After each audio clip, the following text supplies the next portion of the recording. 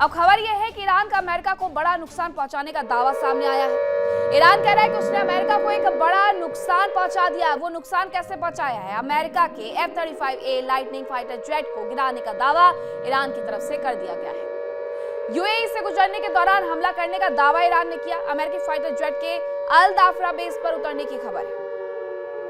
35A है ये, जिससे ये कहा जा रहा है ईरान की तरफ से कि उसने गिरा दिया है।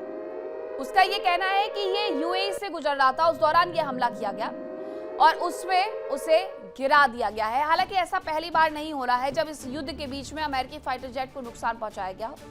17 फाइटर जेट बताए जाते हैं। हालांकि अमेरिका इसकी संख्या कम बताता है, लेकिन 17 फाइटर जेट ईरान की तरफ से दावा किए जाते हैं कि उसने अभी तक गिरा दिए। उसमें और भी नाम और नंबर शामिल होते जा रहे हैं, जिसमें यूएस ने एक F-35A भेजा हुआ था और ईरान ये कह रहा है कि उसने यूएस के F-35A लाइटनिंग फाइटर जेट को गिरा दिया है।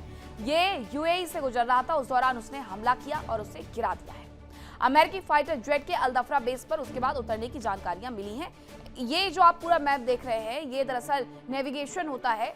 हर फाइटर जेट हो या फिर कोई सा भी यात्री विमान हो, उसे ट्रैक करने के लिए इसके माध्यम से ये बताया गया है कि ट्रैकर पर देखा गया कि ये रास्ता भटका। ईरान ने यह दावा किया कि उसने उस पर हमला किया है F-35A पर। हालांकि उसके बाद जानकारी मिली कि अमेरिका का F-35A अल दाफरा बेस पर उतर गया है,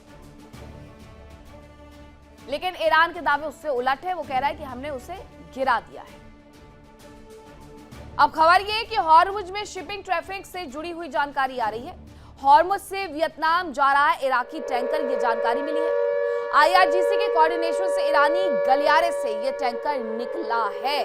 तो हॉर्मुज से वियतनाम के लिए इराक का टैंकर जा रहा है। IRGC के साथ कोऑर्डिनेशन बैठाया गया, जिसके बाद ईरानी गलियारों से इस टैंकर को निकाला गया है।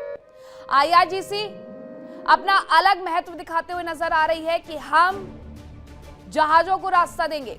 अमेरिका अपना अलग महत्व लेकर के बैठा हुआ है कि हम जहाजों को वहां से जाने से रोकेंगे, ताकि ईरान के ऊपर प्रेशर बना सके और ईरान को अपनी शर्तों पर मनवा सके। लेकिन IRGC ऐसा कतई नहीं करने वाला है। IRGC ने इसीलिए कुछ और रास्ते ढूंढ निकाले हैं। और पाकिस्तान की तरफ से भी ये खबर आई थी कि जब पिछले दिनों अब्बास अरागची पाकिस्तान की यात्रा पर थे, इस्लामाबाद गए हुए थे, तो वहां से भी 6 रूट प्रस्तावित किए गए कि हॉर्मुज नहीं तो दूसरा रास्ता। हालांकि इसके खबर के बारे में ये बताया गया कि वियतनाम की तरफ जो इराकी टैंकर आगे बढ़ा है वो हॉर्मुज से ही गुजरा है और IRGC ने बाकायदा उससे कोऑर्डिनेशन किया और उससे जाने का रास्ता मुहैया करवाया है।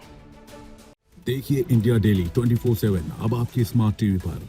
इंडिया डेली मौजूद है सभी डिजिटल प्लेटफॉर्म पर लाइव और लगातार। इंडिया डेली 24/7 हर दिन राष्ट्र को समर्पित।